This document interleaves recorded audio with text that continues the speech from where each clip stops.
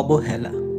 হ্যাঁ, অবহেলা শব্দটি আমরা সবাই অপছন্দ করি, কিন্তু সবচেয়ে বেশি অবহেলা আমরা প্রিয় মানুষদের সাথেই করি।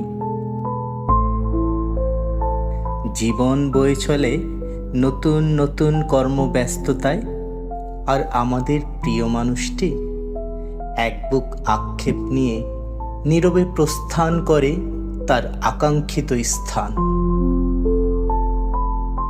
কল্পনায় ছিল যে স্থান, কোমল নরম আদরে রাখা স্থান,